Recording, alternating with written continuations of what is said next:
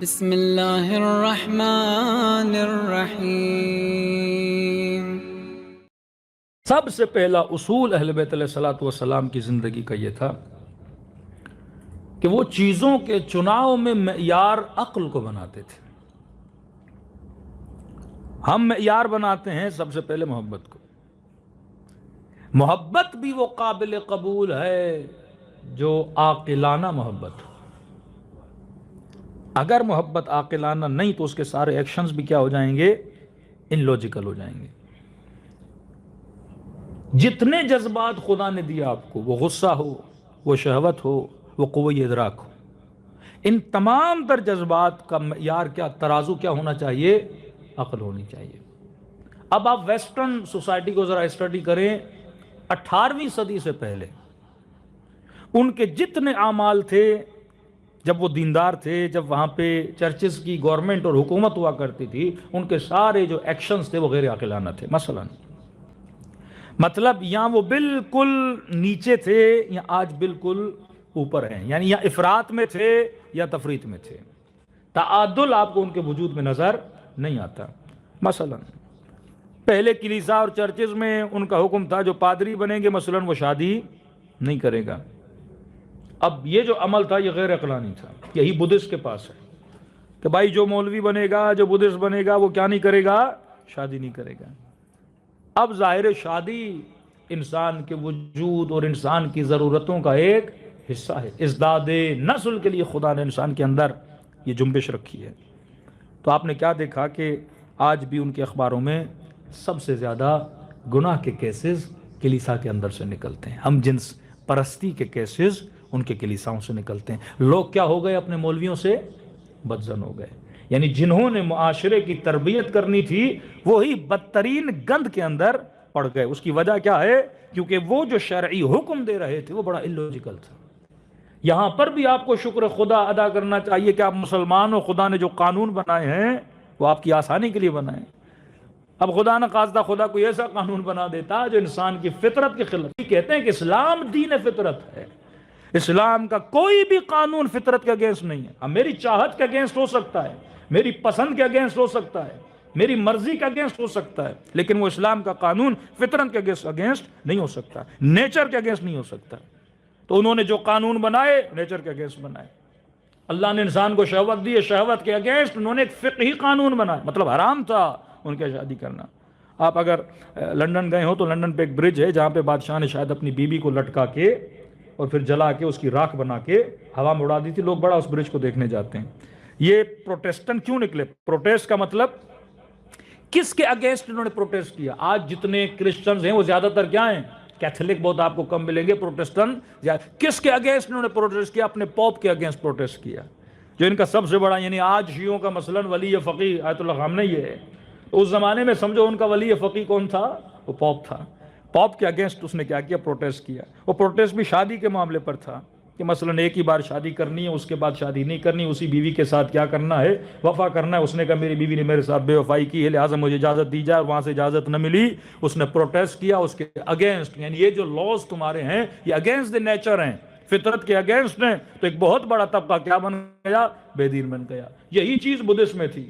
دوسرا قانون جو بدھسٹ میں ہے جس کو گاندھی نے بھی اپلایا تھا کہ مثلا بھائی ایک بندہ گال پہ ایک تھپڑ مارے دوسرا گال آگے کر دو، یہ بھی اگینسٹ دی نیچر تھا۔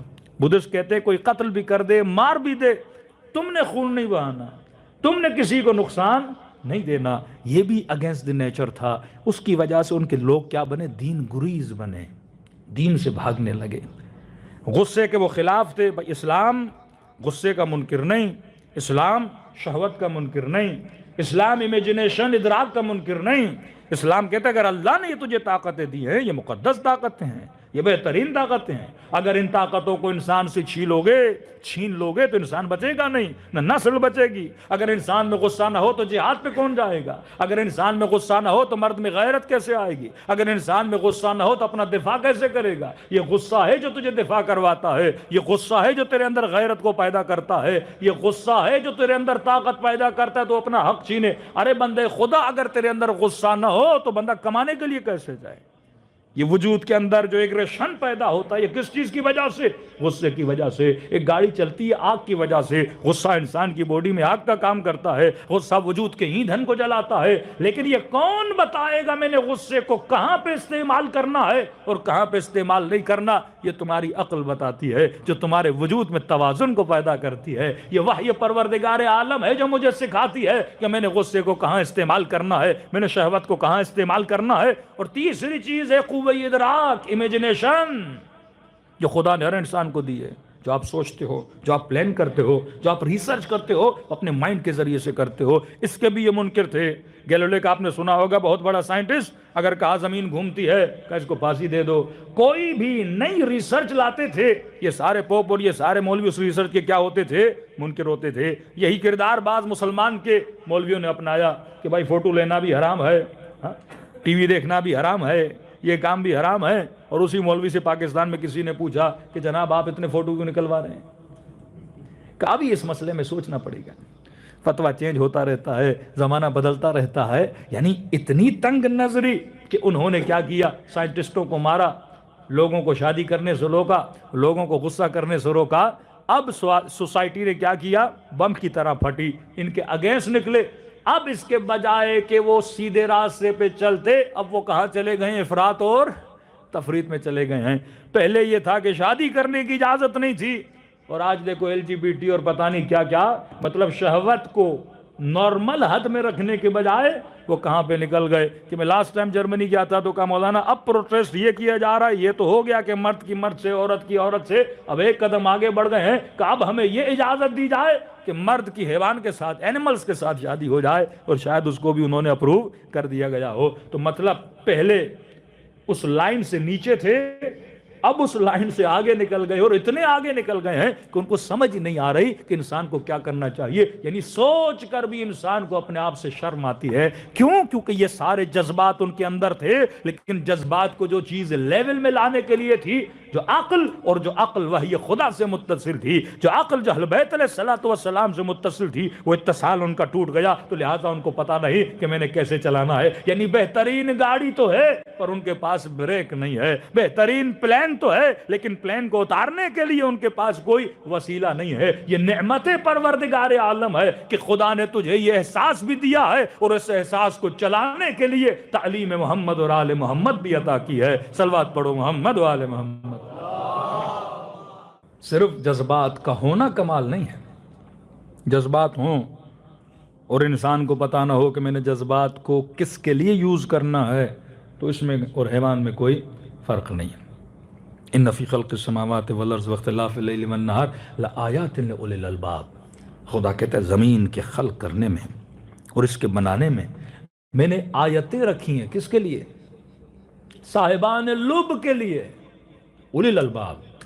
لب کس کو بولتے ہیں؟ اخروٹ آپ نے دیکھا ہوگا، اخروٹ کے اندر دو چیزیں، اخروٹ کا چھلکا اور اندر مغز۔ صاحب لب اس کو بولتے ہیں جو صاحب مغز ہو۔ اب بندے کے ہاتھ میں اخروٹ ہو پر مغز نہ ہو، یہ کس کام کا؟ نبی خدا فرماتے میری امت میں کئی لوگ ایسے ہیں، لگے گا کہ بندہ چل رہا ہے، بات کر رہا ہے، زندہ ہے، پر کہا کہ یہ چلتے پھرتے مردے ہیں، کیونکہ لب نہیں ہے، کیونکہ عقل نہیں ہے۔ ہمارے نزدیک زندہ وہ ہے جو چلے پھرے باتیں کرے، اللہ کے نزدیک زندہ وہ ہے جس کے دماغ میں اللہ نے قوت عقل عطا کی ہو۔ اگر بے مغز انسان کا اولئک کالانعام بل ہم اضل، یہ حیوان ہے بلکہ حیوان سے بدتر ہے۔ مطلب معیار انسان یہ ہے کہ انسان صاحب لب ہونا چاہیے، صاحب فکر ہونا چاہیے، صاحب تفقہ ہونا چاہیے۔ تو انگریز نے شہوت کو روکا، آج شہوت کا میدان اتنا کھلا ہوا ہے کہ انسان سے بڑھ کے وہ حیوان سے بھی شادی کرنا چاہتا ہے۔ انگریز نے پہلے غضب کو روکا، آج معیار غضب کیا ہے کہ آپ ایک بٹن دبا کے ہیروشیما میں انہوں نے 65,000 لوگوں کو مار دیا۔ تب خدا ایسے نہیں کہتا اولئک کالانعام بل ہم اضل، یہ حیوان ہے بلکہ حیوان سے بدتر ہے۔ جس میں عقل نہیں وہ اس قدر اپنے غصے کو آگے لے کر جاتا ہے، جس کا عمل آپ کو فلسطین میں نظر آتا ہے کہ کل صرف ایک دن میں 180 لوگوں کو مارا گیا، ایک دن میں، سنگل ڈے میں، کہ ایک میزائل پھینک کے 180 لوگوں کو مار دیتا ہے۔ اب انسان کی سمجھ میں آتا ہے خدا کیوں بولتا ہے کہ اولئک کالانعام بل ہم اضل، یہ حیوانے کا، پھر نہیں یہ حیوان سے بدتر ہے. کیوں؟ ایک شیر کتنے ہرن کو چیرے گا پھاڑے گا؟ کتنے ہرن کا ایک شیر شکار کر سکتا ہے؟ شکار وہ اتنا ہی کرتا ہے جس میں اس کا پیٹ بھر جائے. لیکن ایک انسان ایک بٹن دبانے کے بعد 65,000 لوگوں کو مار دیتا ہے. صدام میں 1992 میں 5 لاکھ عراقیوں کو مارا، 2.5 لاکھ ایرانی شیعوں کو مارا. یعنی ایک بندے نے 7.5 لاکھ لوگوں کو مارا. یعنی ایک ایٹم بم نے بھی اتنا نہیں مارا ہوگا جتنا ایک بندے نے مارا. کیونکہ اس کا غصہ اس کا آؤٹ آف کنٹرول تھا.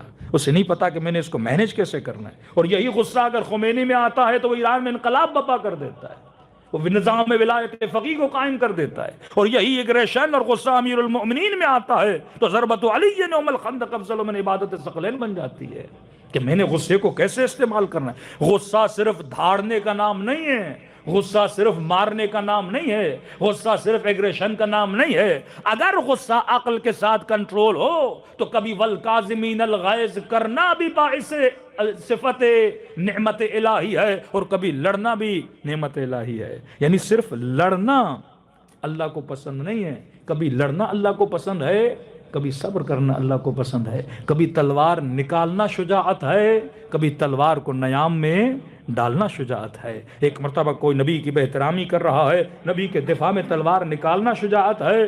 کبھی رسول کہیں کہ کچھ بھی ہو جائے خاموش رہنا ہے، تو علی کا تلوار کو نیام میں ڈالنا بھی علی کی شجاعت ہے.